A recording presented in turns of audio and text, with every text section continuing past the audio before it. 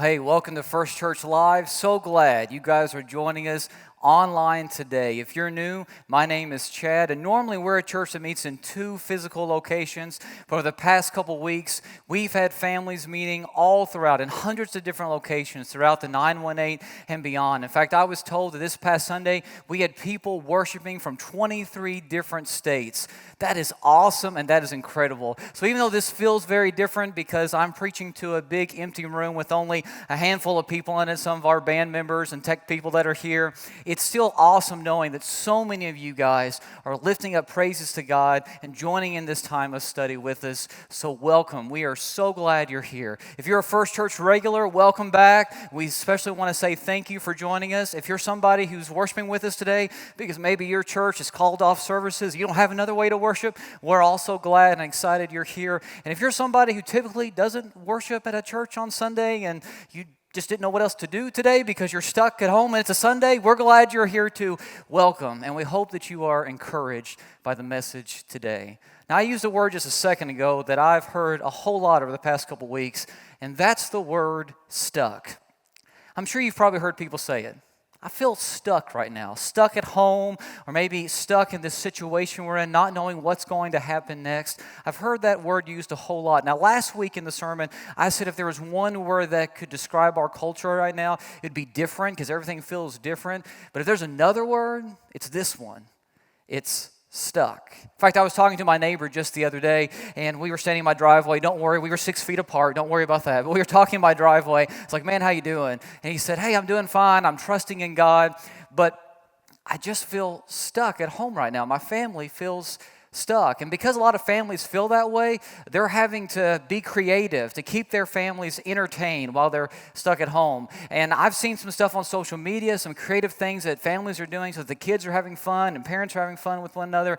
And so I thought I'd share with you some things that our First Church family has been doing to stay creative during this time when everybody's kind of sheltering in place. Here's something that my family did. Here's a picture. We turned our jet tub and our master bath into a swimming pool for our kids. So there's my son Alex and my daughter Addie. They're in their swimsuits and they're having a blast. They were in there for like an hour, just having fun, playing with toys, swimming around. They loved it, even to the point that Alex is calling it our indoor swimming pool. I told him not to say that too much because people may get the wrong idea, but still, we turned our jet tub into a pool and they absolutely loved it. And I asked some of our other First Church family members to send me some ways that they've been creative in keeping their family entertained. Here are some more examples. I saw a lot of pictures of kids playing out on sidewalks and in driveways, using chalk to do different sidewalk art. And if you drive down my street right now, you will just see house after house with chalk all over the driveway because this is a fun thing to do outside during this time. Now, this next picture came from somebody in my life group here at First Church,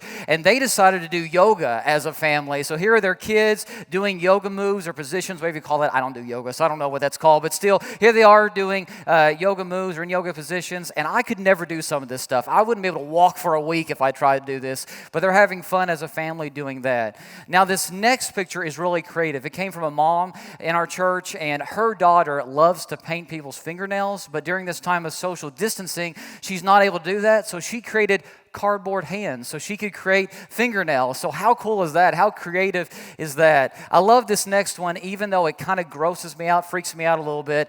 This is a picture from one of our staff members here on staff at First Church, and this is his daughter, and apparently they have pet rats. Why they have pet rats, I have no idea. He's actually one of our newer staff members, and if I would have known that during the interview process, he probably would not have made it through, but he's here now, so we have to love him anyway. But they have pet rats, and she is actually Skyping or FaceTiming a friend in her class to show her pet rat. Now, like I said, this family is new to our church. The staff member is new. So I haven't had a chance to go over to their house yet. And now that I know this, I probably will not be going over to their house. I'm going to love them like Jesus, but I don't love rats. So I'm just going to say that right up front. But then this next example, which we're going to show here in just a second, it's actually a video. If you want to take it down real fast, we'll show it here in just a second. This is a family who decided to be real creative with a laser pointer. What they decided to do, you know how like cats will follow a laser pointer? Apparently they figured out during this time of isolation, or during this time of being at home, stuck at home, they figured out that their kids, their 2 boys, also will chase a laser light as well. So take a look at this video.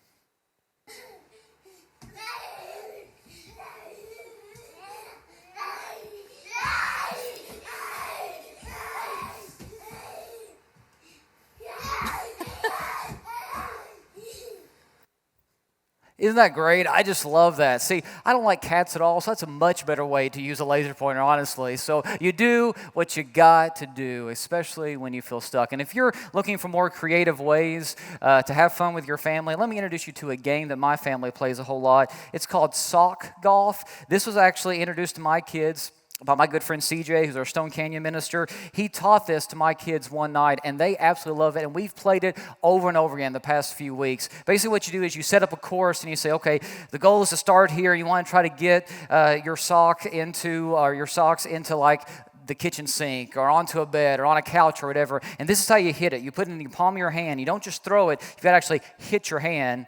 And then you go and you follow it, you pick it up until you get it in the sink or on the bed or wherever you're trying to make your socks land. It's called sock golf, and we have played this for hours in my house. My kids love it. I love it. The only time that my kids don't love is when I beat them, which is whenever I don't let them win. But anyway, it's a lot of fun. You do what you have to do because no one likes to feel stuck. And today we're going to look at a guy in Scripture who felt stuck. Not just physically stuck.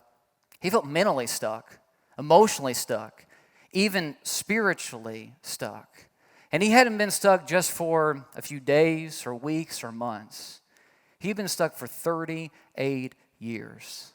His story is found in the Gospel of John chapter 5. So if you have your Bibles or Bible app on your phone or tablet, go ahead and look up with me John chapter 5. That's where we're going to study today. That's where we're going to be camped out today. And John sets up this scene that we're going to read about today, the situation we're going to read about today like this. Jesus is making his way through the city of Jerusalem.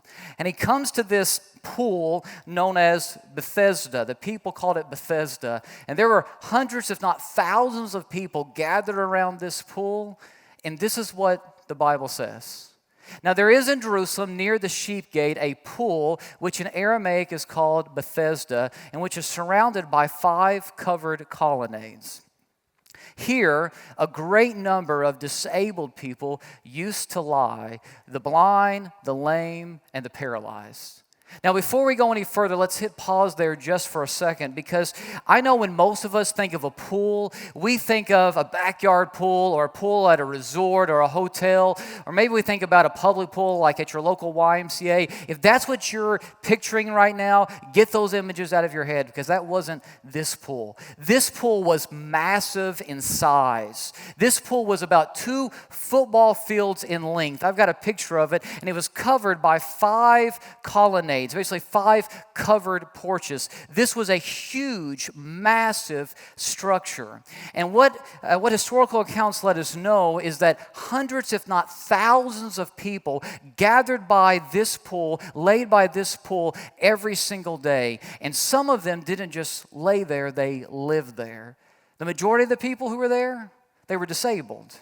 There were those that had physical ailments, the blind, the lame, those who were sick.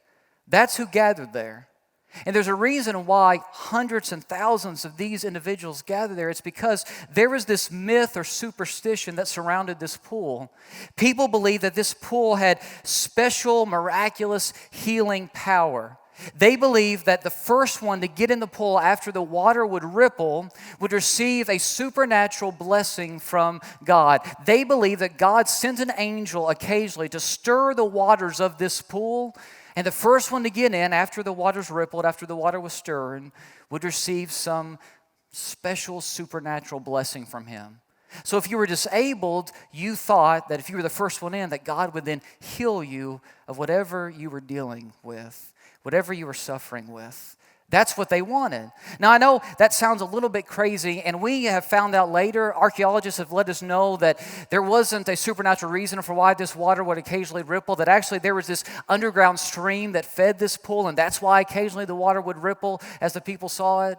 But you know, people believed this superstition. They really believed that this pool had miraculous power, and as irrational and crazy as that sounds to us, we shouldn't be that surprised by it. Have you ever turned on, like a late night religious infomercial and seen some of the stuff that they're selling on there, that they're trying to get you to buy, they're trying to get you to purchase? For a huge love gift, they will send you all sorts of stuff. And I've seen before, late at night when I haven't been able to sleep, I've turned on these programs and I'll see guys selling healing water from the River Jordan, that if you will send in this big love gift, this big donation, then we'll send you healing water from the River Jordan. And if you drink it, then all your cancer will just go away.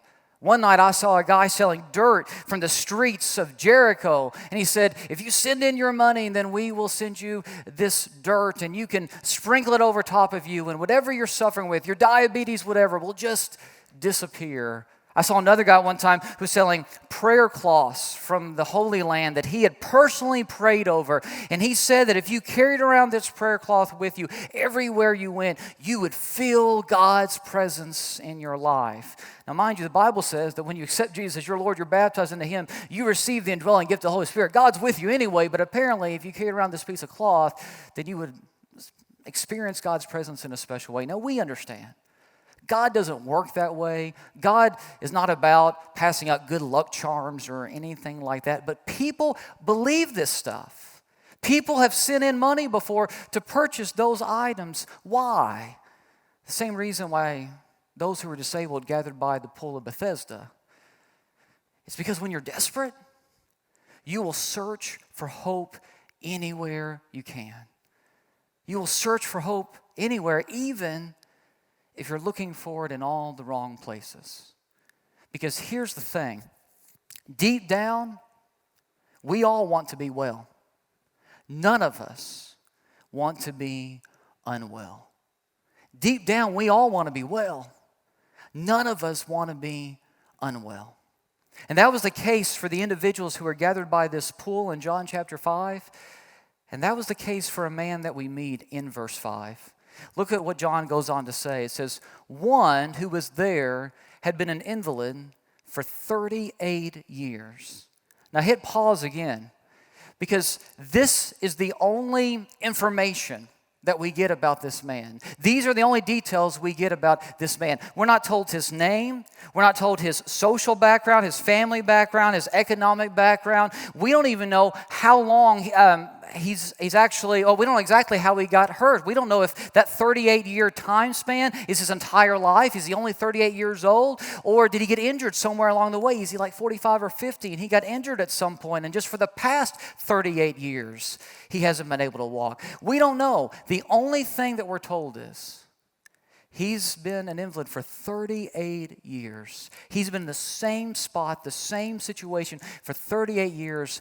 And we kind of get the impression that a large chunk of those 38 years has been spent hanging out by this pool. Now, when I say hang out by the pool, again, I don't want you to misunderstand what I'm saying. I don't want you to have the wrong picture in your head. When we say hanging out by the pool, what is it that we normally think about? We think about, sitting in one of these, like a pool chair, beach chair. We think about relaxing by the pool, and that's probably not a kiddie pool like this one. That's the only type of pool that I could fit on stage. We think about sitting by the pool in our beach chair, relaxing, soaking up the sun, getting a tan. Maybe we have our favorite drink in hand, which mine happens to be Diet Green Tea right now. It's full of vitamin C, so I'm trying to stay well. That's what we think about. Soaking up the sun, nice warm weather, cool breeze, getting a tan. I thought about wearing my swim trunks and taking off my shirt, but nobody wants to see that. But that's what we think about. If that's what comes to your mind when you hear hanging out by the pool in this passage, erase that. Instead, what I want you to be thinking about is this right here. This right here is a mat, or at least my version of one. Probably would not have looked exactly like this. But it's a mat that somebody who was paralyzed, somebody who couldn't walk, would have stayed on. Probably made of animal skin, had two poles like this, and in order to get around, people had to carry you. In a day before wheelchairs or scooters, this is how you got around. You spent all of your days confined to a mat like this, and you couldn't get around on your own. Someone else had to carry you. Multiple people had to carry you in order for you to get around. And we find out later on in this passage, this guy doesn't have any friends to move him around, so guess what? He's probably been hanging out by this pool on this mat for a long, long time. This mat is his life. He's been confined to this. He's stuck. And here's the thing. He wasn't just physically stuck. In this day, your disability was your identity. In fact, a lot of people believe that if you were disabled, that you had done something wrong and God was cursing you. Now, the Bible doesn't teach that, but that's what people believed. You weren't able to work. You weren't able to make a living. You had to beg in order to survive. That was this man's life. He's stuck physically, mentally, emotionally, spiritually stuck. And this man is at the point where he believes his life is never going to get any better. And listen to what Jesus does next. When Jesus saw him lying there and learned that he had been in this condition for a long time, he asked him, "Do you want to get well?" Now here's the thing. That's a yes or no question, isn't it? That's a pretty obvious answer, isn't it? This guy has been an invalid for 38 years, not able to walk. You would think that when Jesus asked him this question, "Do you want to get well?" he would respond with a direct, overwhelming, "Yes, of course I want to get well. What are you talking about?" But he doesn't. Instead, this man just kind of shrugs his shoulders, looks away from Jesus, and answers in this way. "Sir," the invalid replied, "I have no one to help me into the pool when the water is stirred. While I am trying to get in, someone else goes down ahead of me." It's as if this guy doesn't want to directly answer Jesus. I mean, again, this is a yes or no response, right? Yes, I want to get well. No, I don't want to get well. But instead, this guy kind of says, "Well, I would if I could, but I can't, so I'm not." In other words, yeah, I want to get better, but I can't get better, so I'm not better. I would if I could, but I can't, so I'm not. This guy has given up hope. And here's the reason. He's given up hope because he's placing his hope in all the wrong places. Look at what he says. He says, "I have no one to help me."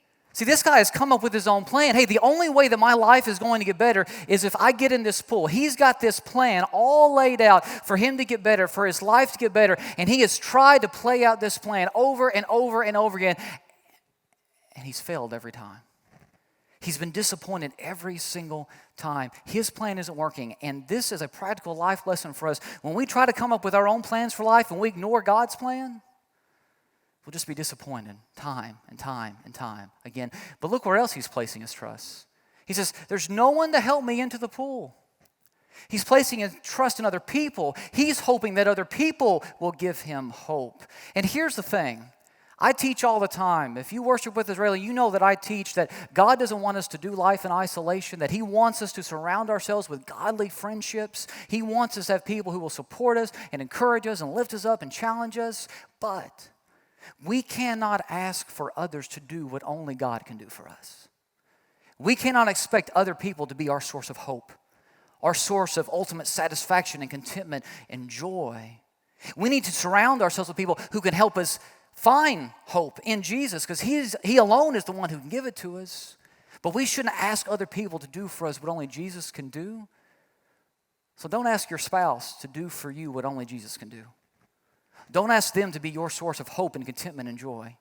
Don't ask your best friend to do for you what only Jesus can do. Don't ask the person that you're dating to do for you what only Jesus can do. Jesus and Jesus alone is our source of hope. This guy, he's been placing his hope in all the wrong places, and he has just been disappointed over and over and over again. And he's at the point where he believes nothing's ever going to change. Nothing's ever going to be any different. He feels completely, totally, utterly stuck. And let me ask you, you ever been there? You ever felt that way? You ever been at a place in life where you've thought, the way things are, pretty much that's how it's always going to be. Your life isn't what it should be, but yet you don't feel like it's ever going to change, it's ever going to be any different. Let me make a quick observation after 17 years of preaching ministry in a local church. I've met a whole lot of people who have become content hanging out by the pool, who have settled for just hanging out by the pool. They know their life should be different. They know their life should be more than what it is, but they just don't think it's ever going to change. They've become content settling for hanging out by the pool. And I think up until this whole COVID-19 situation, that was the case for a lot of people in the American church. They showed up week after week for church services, and they listened to the messages every single week, and they heard what people were singing. And they believed that Jesus can change anybody but them. They honestly felt week after week as if nothing was ever going to change. And all along, Jesus had been sitting right in front of them, standing right in front of them, asking the question, do you want to get well? The answer to their hopelessness was right in front of them. And yet they've been ignoring it. And Jesus is saying, stop settling for a life that's less than what I want you to live.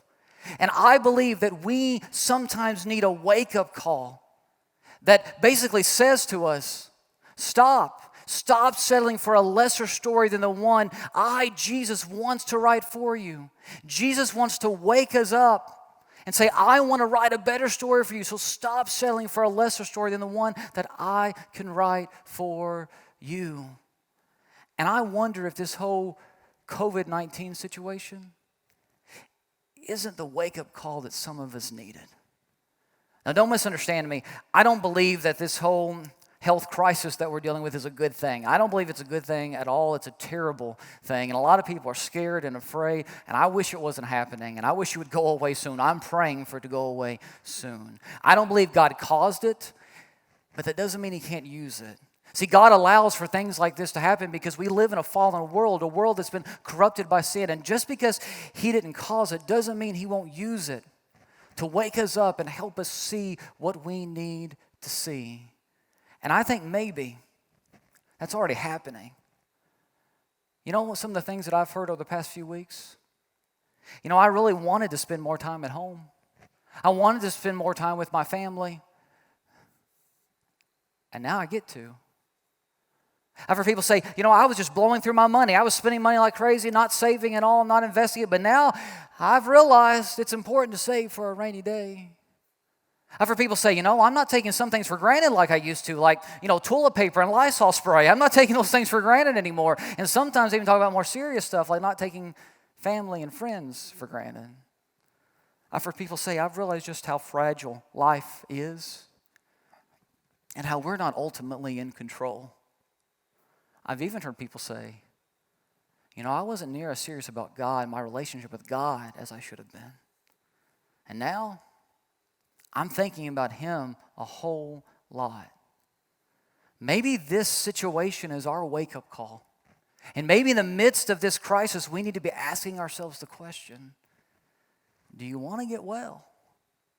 Now, I'm not saying that you should just look for a silver lining in the midst of a horrible situation. I'm not saying that we should spin this to make a bad situation good or something like that. That's not what I'm saying at all. I've got a friend who preaches up in Ohio, and he's a great preacher, great ministry. He serves a really large church, but he's not a hugger. He's not a touchy-feely kind of guy, never has been.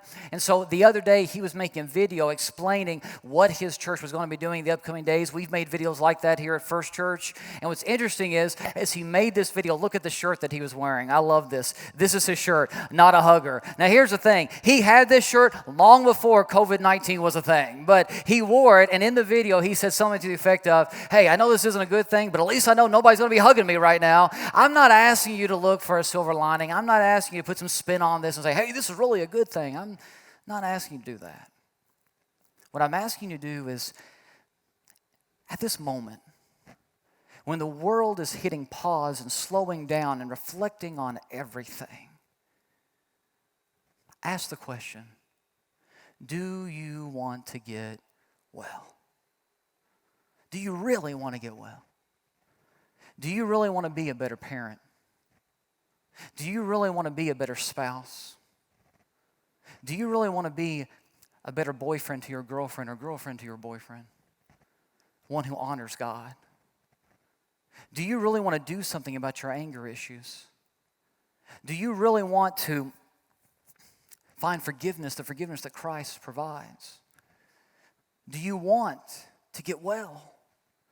Do you want to get rid of that temptation that has a hold on you? Do you want to be set free from the addictive tendencies that you have?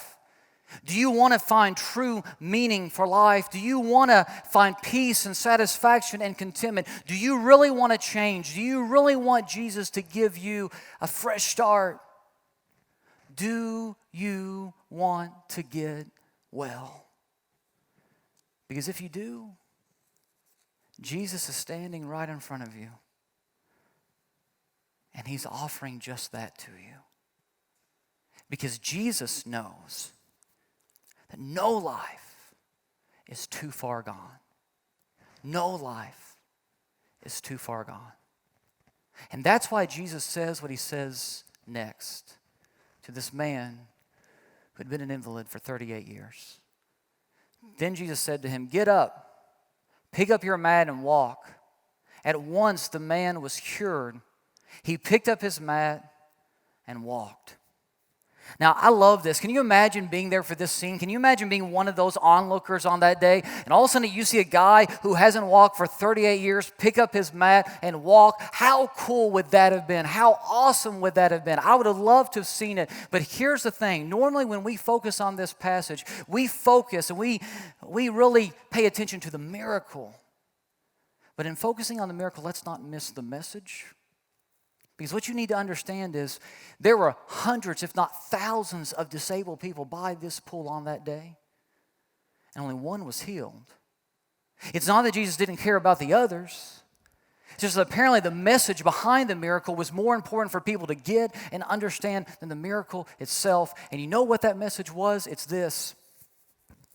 It's you're not stuck in the story you've been living. Jesus came to write a new script for your life. No matter what story that you've been living, you're not stuck in that story. Jesus came to write a new script for your life. Because hopelessness, it comes in a lot of different forms, and it arrives in a lot of different ways. And no matter what you're experiencing right now, no matter what you've been through, don't let your past limit what God can do in your future. You don't have to remain where you are today. Don't let your past limit what God wants to do in your future. So, do you want to get well? If you really want to get well, again, I believe Jesus is standing right in front of us and He's telling us what we need to do. This passage tells us what we need to do. And so if you really want to get well, this is the example that the passage uses. First of all, we need to stop making excuses. Did you notice what this guy does at first? Jesus comes to him and says, "Hey, do you want to get well?" And he says, "Well, I would if I could, but I can't, so I'm not." He immediately starts making excuses. He says, "Hey, Jesus, I would, but my plan's not working out, and there's nobody here to help me." He gives all these excuses for why he's not well. And if we truly want to get well, we've got to stop making excuses. We've got to stop saying, "I would spend more time with my family, but I just got to work." Or, I would be nicer to my wife if she'd be nicer to me. Or, maybe I would control my anger issue if he would make me so mad. We got to stop saying things like, "I don't have an alcohol problem. I'm just a casual drinker." We got to stop saying things like, "Hey, I don't have a problem going back to those websites I shouldn't go to. I'm not going to those websites more than any other guy is." We got to stop making excuses, and we got to realize the situation we're in. We've got to own that. And then after we own it, the next thing that we need to do is we need to accept reality, and the reality is we can't fix ourselves. We need help. We need help beyond ourselves. Our marriages are just not going to get better on their own. Your anger issues are not going to get better on their own. Your loneliness, it's not going to get better on its own. If you've got something that needs to be fixed, the only way for you to find hope in the midst of that situation is to turn it over to Jesus. He is our source of hope. He is our source of strength. And He is the only way that we can find the change in our lives that we're looking for. We've got to accept the reality that we can't fix ourselves and that we desperately need Him. And then last, we've got to listen to Him. We've got to listen to Jesus. We've got to actually do what He tells us to do. Did you notice in our passage what happened? Jesus says to this man, get up, pick up your mat, and walk.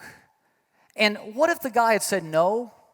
What if the guy had said, okay, Jesus, sure, yeah, right, okay.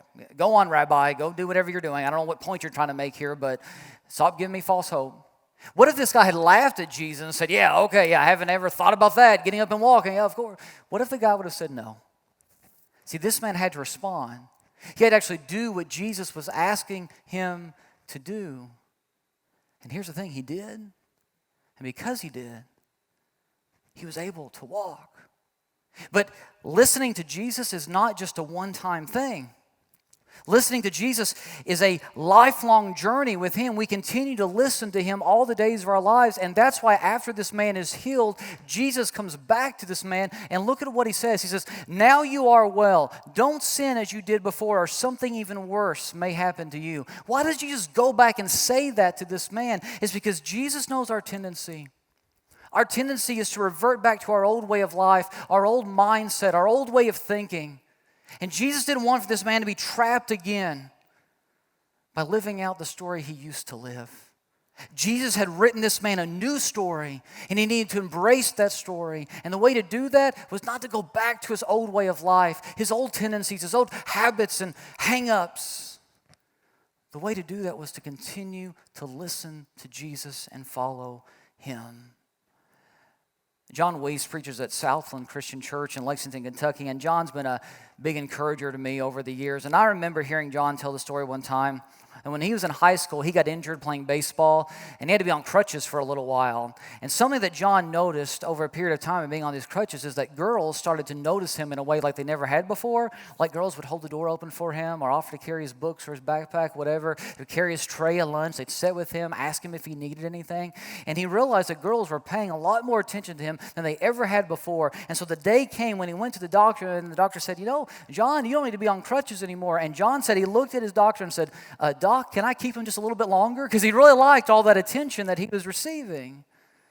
And sometimes we get so comfortable in a certain way of life that it's just easier to live that way. And Jesus is saying, don't cling to a crutch. Don't go back to your old way of life. Don't live that old story that I've now erased for you anymore.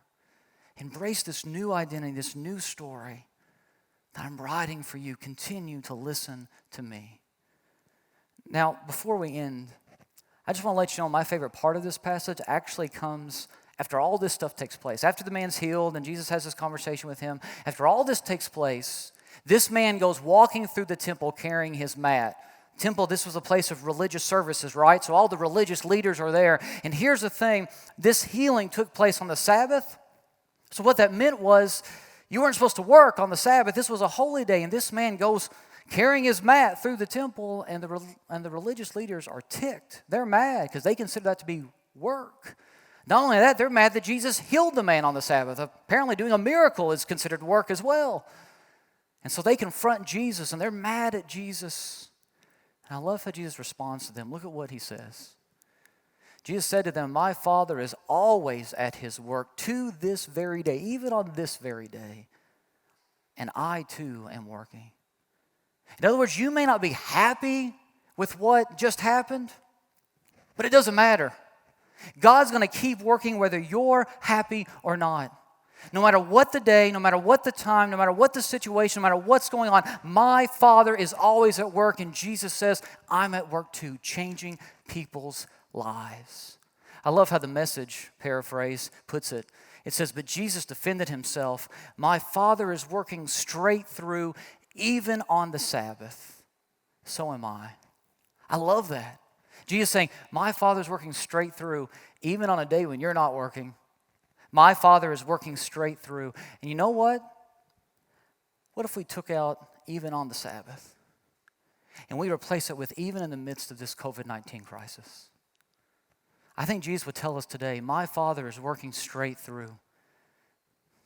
Even when everybody's panicking, even when people are scared, even when stores are closed and restaurants are shut down, even when schools are canceled, even when the government doesn't know what to do, even during this COVID-19 crisis, my Father is working straight through. And so am I. And if we want to be the hands and the feet of Jesus, then we need to be working straight through to change lives as well. A few months ago, none of us would have imagined that we would live through a global health pandemic like we're living through right now.